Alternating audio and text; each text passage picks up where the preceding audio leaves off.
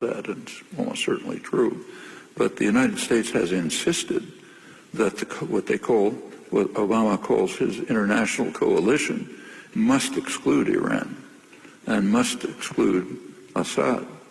So the coalition consists of, its main component is Saudi Arabia, which is the main funder of ISIS and the ideological center for ISIS. And those who oppose ISIS are excluded from the coalition. Patrick Coburn, who's done by far the best reporting on this and followed it very closely, he just describes the U.S. Obama's policy as straight out of Alice in Wonderland. I mean, it just makes absolutely no sense. The international coalition consists of Saudi Arabia, Bahrain, Qatar was practically a war with Saudi Arabia. They're supporting different groups of rebels. The United Arab Emirates made a big fuss today. You saw an article in the New York Times that they did allegedly carry out a bombing raid led by a woman pilot. That was exciting. That shows how advanced these countries are becoming. They actually have women jet bombers. So that's the coalition of the willing, the international coalition that Obama has established. Turkey apparently doesn't want to have anything to do with it. It's the major military force in the region. The others are at most tepid, and they include the funders and ideological centers that are at the core of the jihadi revival. So describe it as you like, but it's a strange policy. The role of Turkey is central to this crisis. Vijay Prashad, who teaches at Trinity College in Connecticut, he's an author, said that all evidence suggests that Turkey has allowed ISIS fighters, when they've been wounded, to return to Turkey to get treated in Turkish hospitals. So there's very good evidence that the border is porous. Yeah. Oh, it's very porous. That's the big border for Syria, and the fighters are just pouring up and down across it. They're getting military support and medical aid. And, of course, Turkey was under great pressure, by Obama to join the great coalition. They probably are allowing the United States to use the huge military bases in eastern Turkey, the NATO military bases, but they have an enormous military force. If they entered, they could wipe it out in no time, just as Iran could. But they're not interested, and Iran's not permitted. Turkey is a NATO ally, long recipient of U.S. Military aid. It would seem that Washington would have the kind of leverage to exact what it wants in terms of sealing the border. You'd think so, especially after what happened in the 1990s, which I described, where the United States, Clinton, was pouring arms into Turkey. As I said, it became the leading arms recipient in the world to support Turkey's vicious counterinsurgency operation against the Kurds. But the Turks are interesting. They don't just follow orders. Something extremely interesting happened in 2003 when the U.S. invaded Iraq. You take a look at the map, it's obvious that they wanted to invade from Turkey, right? Not only does Turkey have a huge military, it has all the big military bases in eastern Turkey, and it's right there on the border. It would have been a perfect place for the U.S. forces to attack Iraq. Well, the Turkish population was strongly opposed to that. The polls in Turkey showed a 95% refusal to take part in the U.S. attack, and not because they loved Iraq. They just didn't want to be part of this U.S. aggression. To everyone's amazement, the Turkish military permitted the government to block. They have tremendous, had less now, but at that time had tremendous power. They permitted the Turkish government to follow the will of 95% of the population. If you look back, that caused complete furor in the United States. How dare they refuse U.S. orders and pay attention to 95% of the population?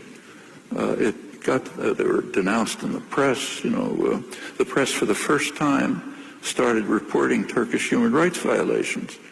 While they were going on in the 90s, they'd barely report them, but all of a sudden they dug them out. Now we have to talk about how awful the Turks are. The most striking case was when Paul Wolfowitz, who in the media is called the idealist-in-chief of the Bush administration, just a deeply moral person, so idealistic that he kind of goes overboard. He bitterly condemned, he was in the Defense Department, something high up in the Defense Department.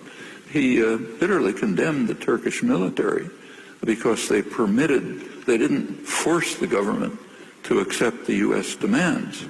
And he insisted that the military apologize to the United States and make sure make it clear they'll never carry out another crime like this. You have to recall that this was exactly at the time when the government and the media and the intellectual community were orating about the U.S. dedication to democracy promotion. All of this was going on at exactly the same time. If you want to be a prestigious intellectual or journalist, you have to learn that you can sort of maintain completely contradictory ideas at the same time and not notice it, which is what was happening here, for example. That would be Orwell's doublethink. Doublethink, that's Orwell's definition of doublethink, is the ability to have contradictory ideas in your mind and accept them both and not notice it. That's practically a definition of the intellectual world. Since the founding of the Turkish Republic in 1923, the military has been the dominant institution in that country. How has Erdogan been able to sideline the military? He instituted a big purge of the top military, and he got away with it. The military has apparently been reduced in its power over the government. How much, it's not clear, but substantially. That was one of Erdogan's major achievements in the first half of the millennium up till 2005. And speaking of Erdogan, who's sometimes called a sultan by his critics because of his authoritarian tendencies, I mean, we mentioned that there's a porous border, and ISIS fighters and other jihadis are using Turkey as a transit point. When the New York Times pointed this out in an article in mid-September, an article written by a Columbia Journalism School graduate, a Turkish woman, she immediately received the wrath of the government, got numerous death threats. Another journalist, someone that I actually went to Syria with, Amberin Zaman, she writes for The Economist, she was called by Erdogan, denounced as a shameless militant disguised under the name of a journalist, and then he told her to know her place. So what's going on in terms of the muzzling of the press in Turkey? Things are pretty difficult there for independent journalists. 2 or 3 years ago, maybe still today, I haven't seen more recent figures, 2 or 3 years ago, Turkey was the world champion in jailing journalists. Reporters Without Borders, the media, reporters, the monitoring group, gives a ranking every year of countries that are jailing and persecuting and torturing journalists, and Turkey was at the top. It may still be. What happened in Turkey in the last decade is interesting and in some ways promising. In the 1990s was pretty horrifying. By around 2000 it began to change. The Kurds had been pretty much smashed and suppressed. The government began to carry out some reformist policies. And there were changes. I visited a couple of times, you could see it, but the reporting made it clear too. There was a kind of a softening of the state system. It was moving towards more freedom and openness. That continued until about 2005. And then there was a reversal, and the Erdogan government started to become more harsh and repressive. It's not back to what it was in the 90s by any means, but it's been a decline since the early years of the decade. That raises the question, why did that happen? And it's a good research topic for people who are interested in Turkey. There was one change, significant change, that correlated with that point of inflection, In the early 2000s, Turkey was trying hard to get admitted into the European Union. And at first the European Union said they wouldn't admit them because of their human rights record. And every time Turkey improved its human rights record, the European Union raised the bar. That didn't count. You have to get to this next level. Finally, my guess is Erdogan understood the European Union is never going to allow Turkey in. They're just too racist. They don't want Turks walking around the streets. They won't say it, but they're never going to allow Turks in. So we're going to stop playing the game of improving the human rights record. That's a speculation, but it at least correlates with what's going on, and it might be worth looking into it. I suspect that's what happened. Turkey and Israel had very close relations. It was kind of an unspoken alliance that was jeopardized with the murder of 10 Turkish citizens on the Mavi Marmara, a relief boat that was taking medicine and food to Gaza. What's the current state of the Turkish-Israeli political relationship? It's pretty hard to say. There's a lot of information about it. You're right that this was a major relationship. This goes back to 1958, when it was clandestine at the time because Turkey wants to keep good relations with the Arab states, so they didn't do it openly. But it was kind of an open secret in 1958 and afterwards that Turkey and Israel had established quite close relations, military, strategic, commercial, tourism, all dimensions. And that definitely was threatened by the Mavi Marmara event. But even before that, there was the incident at Davos where Yes. Erdogan walked out on Shimon Peres. Yeah, Erdogan made a strong statement. Davos is this, owners of the world conference that takes place once a year. And Erdogan, Switzerland, yeah. Some big ski resort. And Erdogan made a strong condemnation of Israeli atrocities in Gaza right at the time that Shimon Peres, Israeli president, was speaking. That was a major incident. Yeah. And more happened than that. Israel reacted. Ayalon, the deputy foreign minister, called the Turkish ambassador in to criticize him for this. And he set up what became a famous TV presentation in which Ayalon, the Israeli guy, was sitting up on a high seat, and the Turkish ambassador was sitting on a little stool, and the television the television images were contrived to make it look as if there's this little mouse over there and we're telling him what he has to do. The Turks were pretty offended. Minorities in the Middle East, the Yazidi in Iraq, Armenians in northern Syria, and other groups are, they're getting hammered. And what can be done to protect, these endangered groups? Well, what ought to be done in a world where laws and moral principles and so on meant anything is what wasn't done when Obama spoke at the Security Council. There is a framework of international law, which in principle everyone accepts. It's based in the UN Charter. In the United States, it's the supreme law of the land because of the way the Constitution, Article 6, identifies international treaties. And the UN Charter gives an answer to your question. And it's striking that Obama's speech, not that it's a surprise, but his speech at the UN crucially ignored all of the central elements of the answer. Article 39 of the UN Charter says that the Security Council has to determine if there's a threat to peace. Okay, like, for example, the massacre of the Yazidis. That's the job of the Security Council.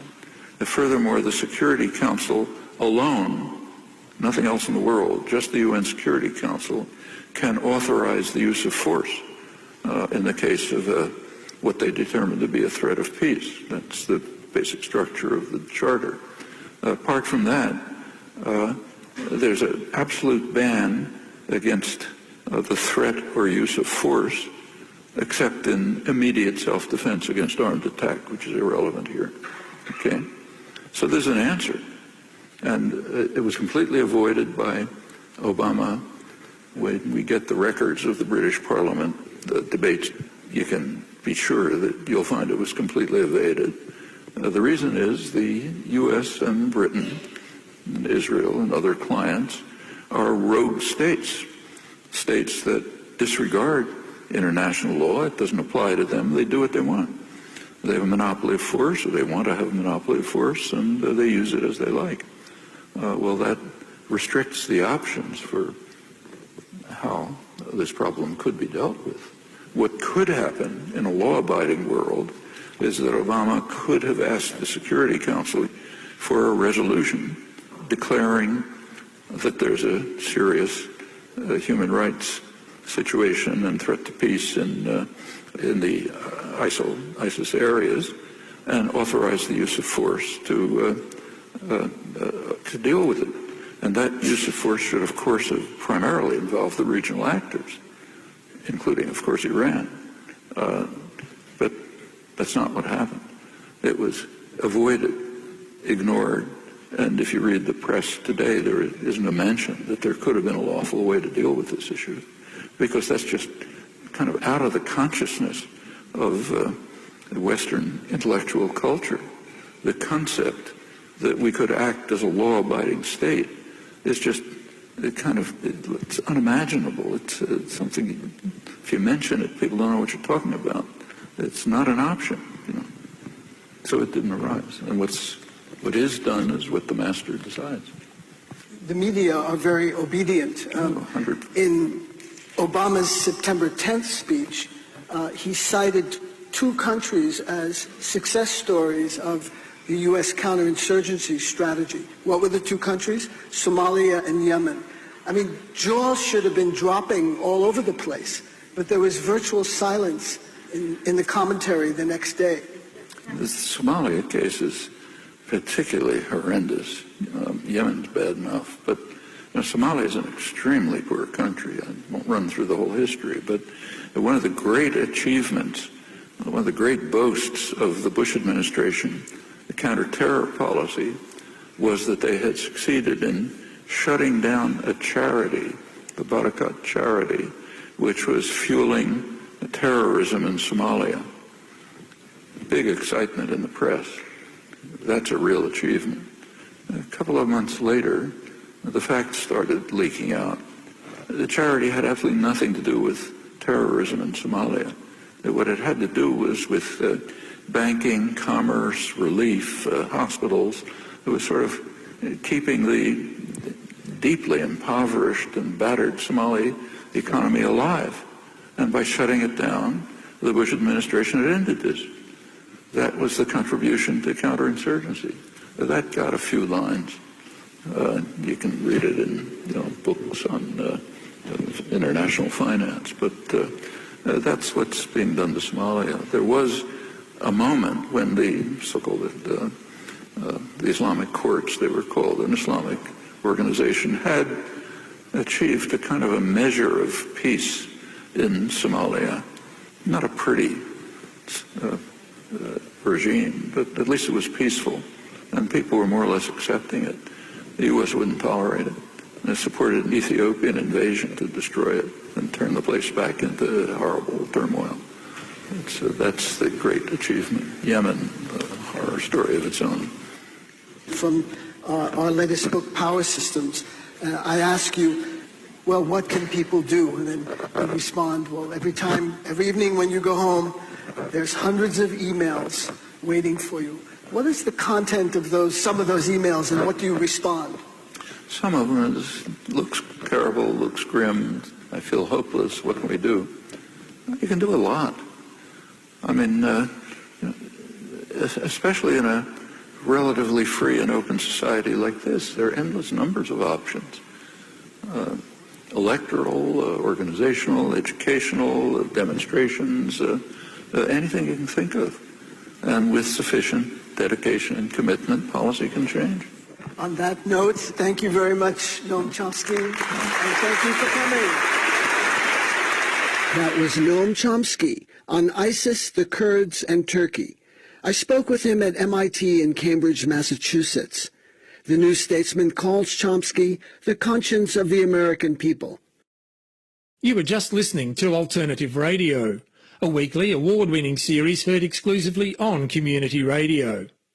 AR, on air for over 25 years, is an independent radio production.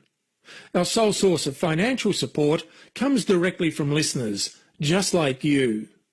AR has featured such speakers as Arundhati Roy, Michelle Alexander, Naomi Klein and Vandana Shiva. You can check out our extensive back catalogue online at araustralia.org. That's araustralia.org.